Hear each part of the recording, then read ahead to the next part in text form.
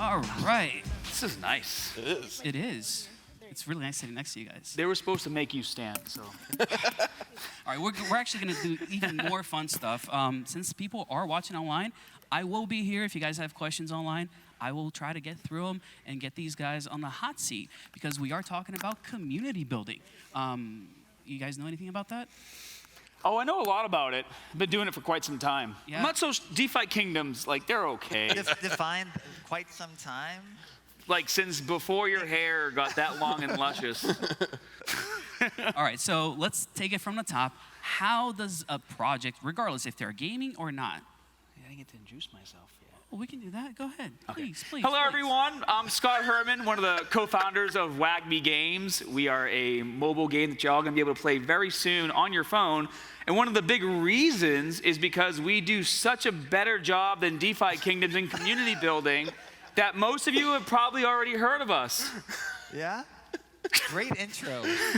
All right, you got to So top I that, didn't realize Dreamer. this No. is like Just the IFC. you don't. So there will be an IFC fight between these two, apparently. So Apparently. rumor has it. But like, you don't got to talk it down. Talk yours up. What do you got going on over there? Well, so we take a different approach. We're the peace approach. We believe that we really are all going to make it. It's kind of funny, the WAGME Games guy is talking trash. No. But when I say we, I mean our community. We. Yeah, we, maybe action You should too. say- you should do a new one and be like, you are not going to make it. Game. Yes, I like that. We actually have a character in our game that didn't make it because it was a DeFi Kingdoms character. So. I mean, you got to mind making it, right? So, give yourself a cycle where you actually are in a bowl and a bear in a bowl. Yes. And then we can talk about making it. Well, But to for be now, fair, we're proving we're making it. to be fair, you said y'all will be on mobile soon, right? Well, we are already on mobile and okay. BlueStacks. Okay. We actually already partnered with Kick, have our own streaming platform there. I mean, I was just gonna say that you can play DFK on mobile today, so I really like DFK. So, to give you guys all some background, Dreamer and I were on a hit TV hit show. TV show together called The Next Crypto Gem, with George, although he didn't vote for us at the very beginning, drives a very slow Ferrari. We were on that show together, and we got to bond really well, and I got to know Dreamer and his team, and I've always been really impressed with what DeFi Kingdoms has done, because WAGME Games, we started building, like right when the bull market ended, we came out, we're like, yes, crypto is awesome, and like a week later, bear market. But that taught us a lot of what we needed to do to be successful throughout the bear, to continue to grow. And then meeting Dreamer on the TV show and filming that for 6 weeks and getting to know George and a lot of other people in the space, we've learned that crypto is all about community, and I think you'll agree. For sure. I mean, for a real introduction, so we represent another game, DeFi Kingdoms. We've been around for 2.5 years. A few months before the crash, but it actually felt quite similar, right when we were hitting our stride and having a lot of success, onboarding a ton of people into the space. We don't realize that something fun that people already do for hundreds of hours of their lives a year, like gaming, is a huge opportunity for mass adoption, for user acquisition, for innovation.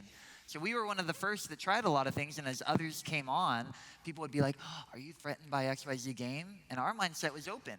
We're like, no, we want to work with everybody that's coming into the space. That's how you build a space. So when we met on The Next Crypto Jam, the hit TV show last year that everybody's raving about, it was pretty much like immediate high fives, because although we joke and everything, because I think like the previous presentation, they said, don't take yourself too seriously. That's kind of a key to some friendships and relationships, and I think we take that to the next level. But we do have a community member here, Bolon, the lead of community, Talk to us a little bit about your role in that before we hand it back, and that initial build versus now. Yeah, so I'm the director of player engagement for DeFi Kingdoms. Yes, that's my fancy title. But no, I mean, it's really just about the organic growth and the interaction between your community and your project, both in the good times and the bad, and in the good interactions and the bad. Your community is ultimately there to support your project, and your project doesn't exist without your community. So being there, making sure that you have a presence there, not just myself, right? We have a team of moderators. We have our team who is also present in our Discord. They stop by, they talk to people, they say hi, they chat, and that extra level of interaction I think goes a really long way in building that trust and helping our community feel heard. Because whether the market's good or the market's bad, if people believe in what you're doing and they feel heard and they feel like they're a part of it, they're going to stick around. And that's a lot of what we've seen during this down market is a very, very hardcore group of community coming together and standing with us throughout this entire thing. We have a few here in the audience right now who came to see us. Just a few. Just a few. Just a couple. But that's different from you, right, Scott? Because you were building this community in the Bear. You didn't have the chance of riding the bull with everybody and getting everybody in. Was it difficult? And is it better to build in the Bear or a bull? There's advantages and disadvantages to both. Like you just said, being relatable and being accessible to your community is huge. And in Web3, you find yourself in a very unique position where, when you're building a company, there's not all that red tape.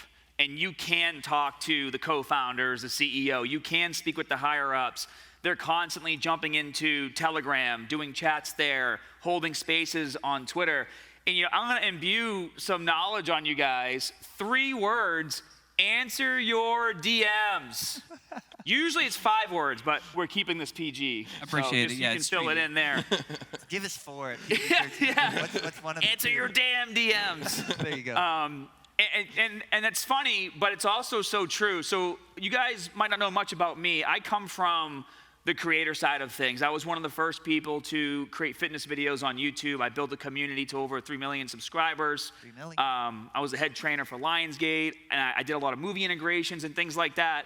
But how I became successful was because I would spend 6, 7, 8 hours a day going back to videos that I would post and replying to people, answering DMs. Back then it was Facebook, right? Then it moved to Twitter, and just engaging with people. In fact, some of the guys that I have been working with for the last 13 years, I met either from a reply on a video or in my DMs.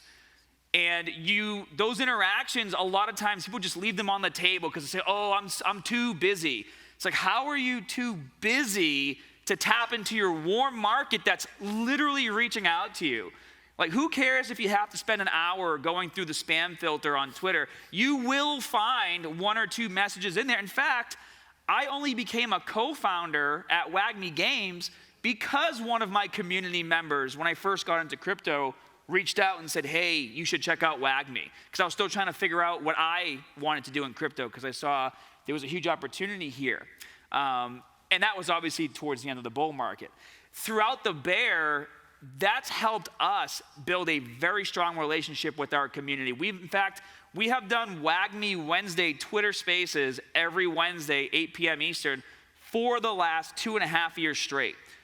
Not every Twitter space is going to be hype, hype, hype. There's not going to always be an announcement, especially during a bear. But showing up once a week and letting your community know that you are there gives them an opportunity to be like, okay, this is real. I'm happy that I'm here. These guys are accessible. And if I have a question, I can ask and I'll get an answer. Yeah, which we actually do our weekly AMAs on Thursdays for the exact same reason. Yep. Well, and when the world is burning, you don't even have to say anything fancy. They just need to know that you didn't run away. Yeah. Yes. You're not broken, that you're confident, that not overconfident, not making promises, but like, it's just knowing you're there is a big one. Now, here's the crazy thing. So you're in a different boat where you're building this community in the bull and trying to keep it during the bear. What's that like? Because people are not happy with Harmony 1 and a lot of the other things that took place. Unfortunately, not your fault, but it happens, right? Well, everybody knows that 99% of the people in crypto are emotionally stable, long-term focused. Don't look at prices. Don't think about technical indicators. Don't sell anything. Believe in the team. Don't question it. And don't FUD. So it's really easy. You described them perfectly. Oh, yeah, what he said. And then I wake up. It sounds like it was easy for you. So how much were you working? A lot. No, I mean, it really is, to Dreamer's point, a lot of it is just being there, hearing their issues, hearing their concerns, whether it's your fault or not. To your point about the Harmony 1 situation, as far out of our control as humanly possible, but it is what it is. These are our community members and they're our players and we care about them. And so just trying to be that support for them. Is there anything directly that we can do? No, but they're just trying to deal with it and process it themselves. And if you have this inviting community and this super positive place where people like to be, then that also means that when they need that shoulder, they're coming to that community. And if you don't provide that shoulder as well, they don't come back. So I think, supporting your community through thick and thin, just as they support your project through thick and thin. And I think you also just have to accept that you can't control people. In a bull market, people are more excited. They want to take more risk. They might do things that are harder, like move to a chain that at the time nobody knew about for DeFi Kingdoms. Whereas you enter a bear market, you make things as easy as possible. We learned from Wagner Games. We took George's advice. We partnered with Halliday and made it so easy to get a wallet, to get in, to have fiat on-ramps. And it's still a lot more of a grind. Whereas in the bull market, we had a good idea and everybody's like, possibility of short-term something? Well, bam. So understanding that we're like emotional people. So we can't force our communities to do what we want. But when you go from a bull to a bear, most important thing is to show that all the promises you made when everybody was happy, you fulfill them. Yeah, and those promises, sometimes when you fall short because of, let's say, other people aren't very happy about it, and yet people are still here. Like, that's a crazy thing, right? A lot of times you might not meet the expectations of people and they stick around. Why are they sticking around? And how do you get them to not be toxic, not only towards your project, but others? Well, there's always going to be toxicity. That's why you never say dates. When you're building a project, like there will. You guys talk. Every time like Fox or others are going on there, but one's like, no thanks. I'm actually only up here because I might have to throw Dreamer off the stage.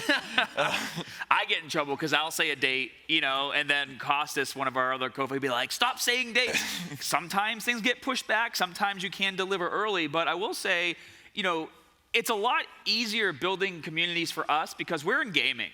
And we've had games that you can play for quite some time now. And it doesn't even have to be the fully most polished version of the game. You can still have a fun game night. You can do streams and things like that, as long as there's something playable. And so, what we've been doing for the past, year and a half, but a lot more over the past 4 or 5 months is just 1 hour a day streaming the game with our community, letting them come on board, hearing their feedback, and then even giving real-time feedback to them while we're playing. It's like a lot of people have great ideas and they want to be heard, and Web3 is the place where you can be heard as an investor in the token or a community member or someone who just showed up to play the game. Like, you might have a good idea. There's not as much red tape to cut through. And that is one thing I think a lot of our audience is learning and getting used to is that very open development process and being able to see But not too open. No. No, don't listen to every idea. But being able to see it as it builds, right? Like, we're all used to, as gamers, I go to Steam or GameStop or what, I don't know. I go out and I buy the game for $60 and I pop it in my console and it's on, it's done, it's ready. And so I think a lot of it too is our audience is learning how to be a part of that process of development, how to see it, and to remember that they're essentially playing an open alpha, not even a beta. Realistically, most of the time they're playing an open alpha, and how that impacts them, which I think is super healthy, and I think it's a really good indication for the gaming space in the future.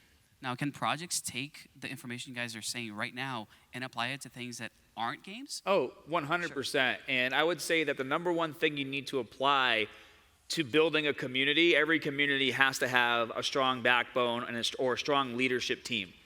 And having a strong leadership team doesn't necessarily mean you have to give them the entire game plan of everything that you're trying to do. Of course, having a roadmap and regularly updating that roadmap.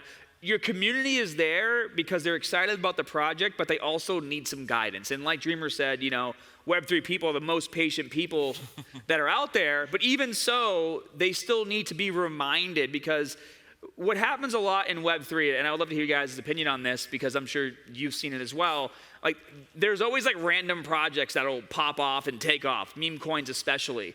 And so a lot of times your community members will be you get FOMO, you feel a little upset. Well, why didn't you launch your game yet? This project is already out there, and their token is flying, and blah, blah, blah, blah, blah. And what goes up really Are fast? you talking about Kulo? No, I'm talking definitely about talking Kulo. about Kulo ad? Everything? Maybe Mavia, but we'll move on from there. You know, your community obviously wants to support you, but they don't want to feel like they're missing out on a opportunity elsewhere. And so how do you assure them that they are in the right place at the right time, and when their time comes, it's going to be just as amazing, or if not more? And that's what the strong leadership team that shows up, you're laying out the roadmap, and you're ensuring them with deliverables, right? I've talked to a lot of people here about marketing.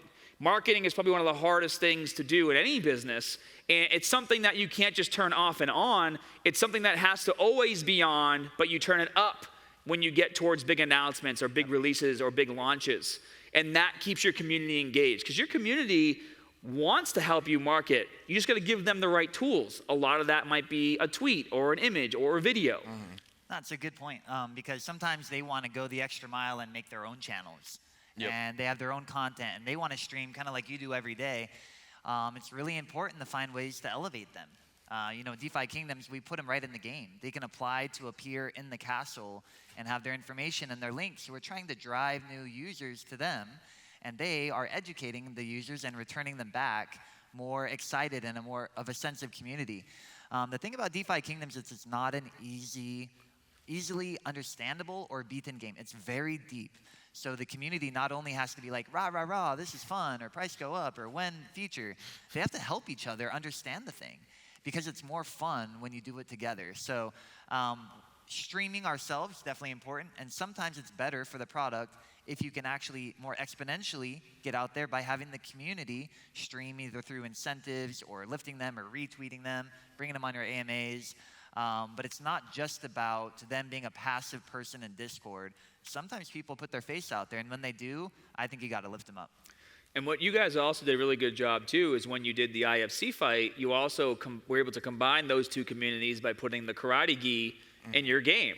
So a lot of times community building isn't just one person at a time. It's finding ways to work with other projects in their communities to create that excitement. I mean, we all love collaborations in any industry. Yep. Right? Like when a new song comes out and it's two people that you really enjoy in that same song, like that'll usually get more views, right? Or like what I actually talk about a lot too.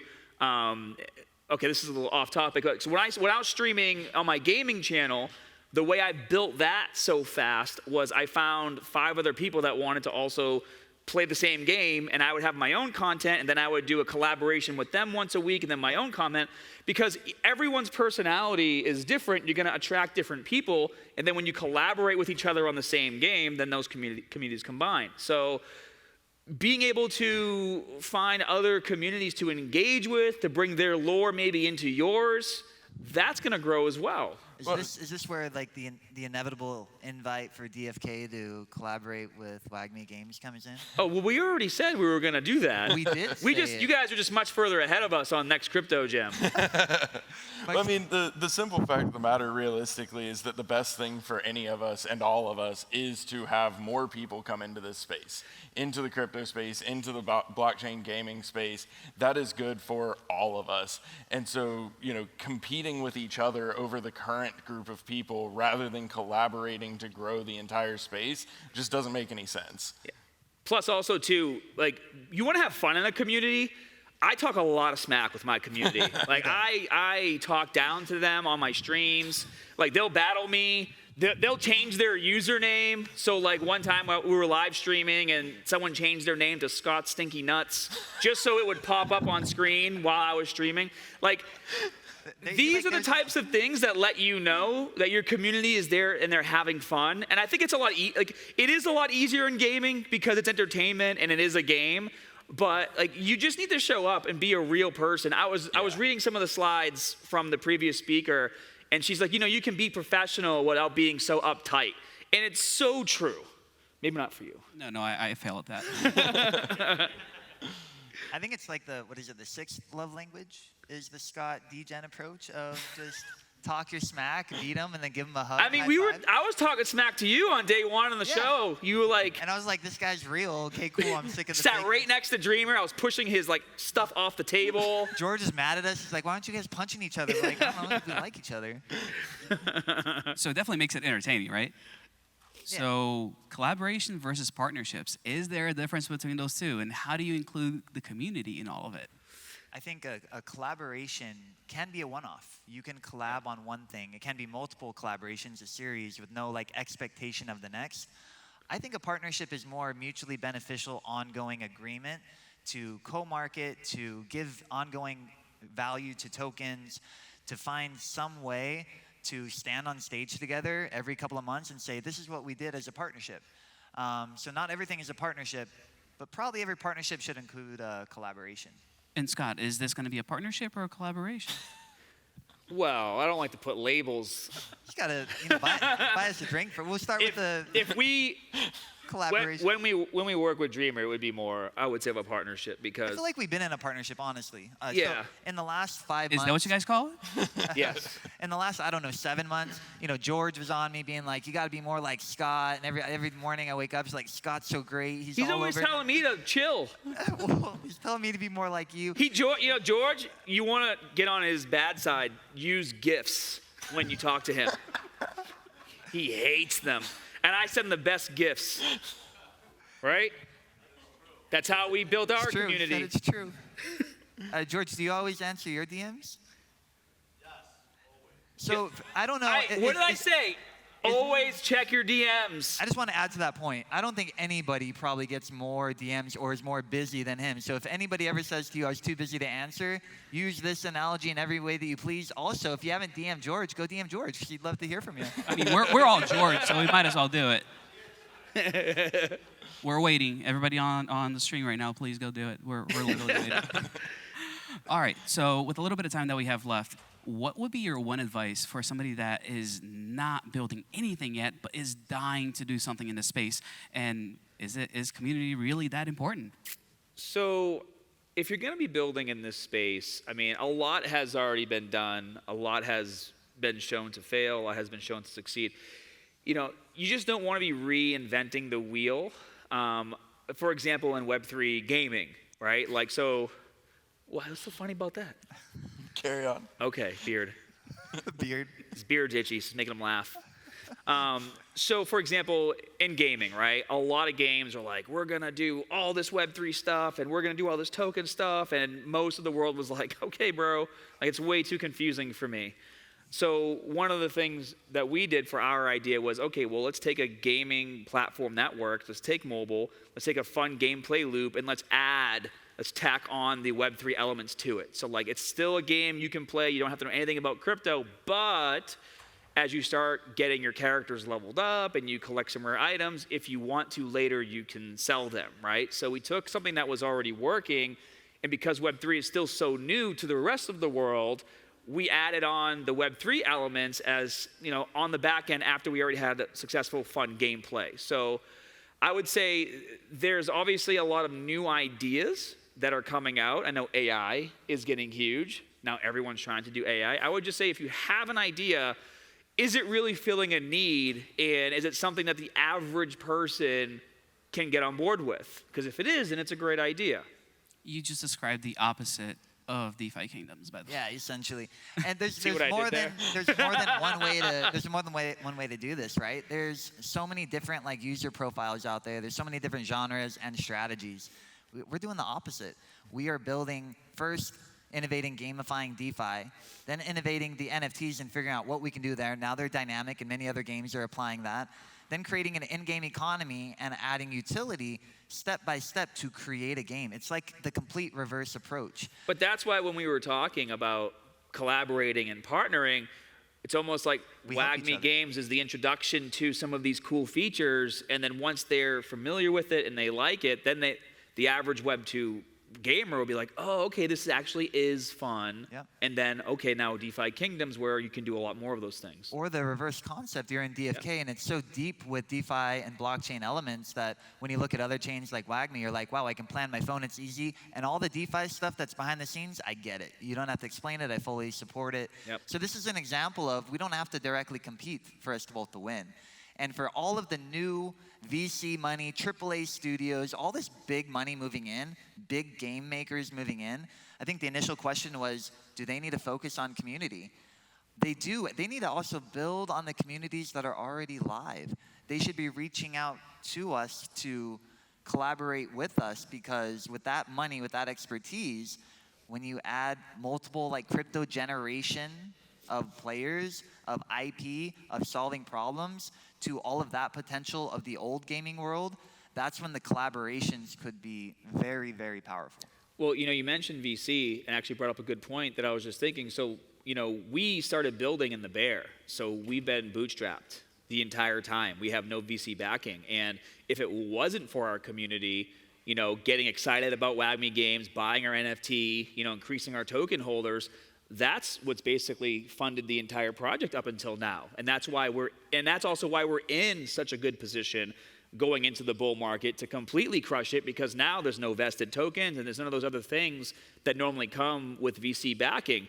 Don't get me wrong, it was not fun building through the bear as a bootstrap company, but when we were, VCs are like, oh yeah, your game looks great. Come back to us, when it's done a bit more. Like, well, that's what the money's for. So how are we gonna? Anyways, our Genesis NFTs, our Founders Edition cards, our token, our comic books, like our community saw the value in these things, saw what we were building, and said, hey, I don't want to just invest in the token. I want to also invest in the IP and what these team is doing. And so that's what got us here. So yeah, community can play a huge role in the success of your company, not just to help you get the information out there marketing-wise, but I mean, your community is the one that's also going to be buying what you're selling as a brand. Investors. I mean, they're your stakeholders. That's why we report to them weekly. And really, like anybody out there in DFK that's been supporting in the previous bull, the previous bear, the current bull, if we're there, if you want to call it that, we have everything owed to them. We have everything to thank them for. There's no way our incredible team building the game and the art and everything, we didn't have VC fundings. We didn't have people coming in believing in us. The players believed in us. The players stayed. They gave us feedback, and they made it possible for it to be built. That's really unique and beautiful in this space. When they talk about being an owner, you're not just an owner of your game assets. You're a part owner in the overall experience and the dream being built.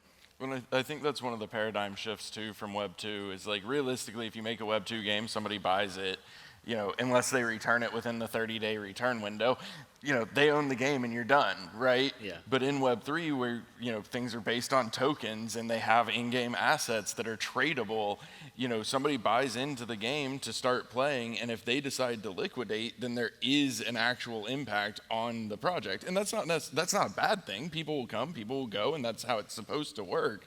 But you have to look at community very differently when your community makes or breaks your entire project. You basically got to really care about them, huh? Yes. Yeah. So here's the crazy thing. Like, I don't think a lot of people understand. They're like, why are there two competing, games on stage at the same time? If we can just close out with that. Oh, yeah. That's true. That's true. It's very easy competition. Is it the beard or the hair that got you? It's a one-shot competition. Yeah, because I think the measure we agreed on is like how many transactions we do, which is a really good competition. We did 660 million in the last 2 years. Did you get the one shot? Oh, the one dream punch yeah, shot? the dream, That's all I remember. the dream shot. Go ahead, lay it out. Lay it out for us. Oh, wait, no, that was you that got laid out. Oh! Look, I've laid it out for y'all once this month. Give me some time to get over it. There's no competition in GameFi anyway.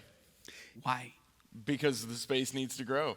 The space is so small. I mean, honestly, at WAGMI Games, unless you have the exact same game as us, you're not a competitor. And there are no other games out there that are doing exactly what we are doing. And we see the value in expanding our community, working with great teams like DeFi Kingdoms.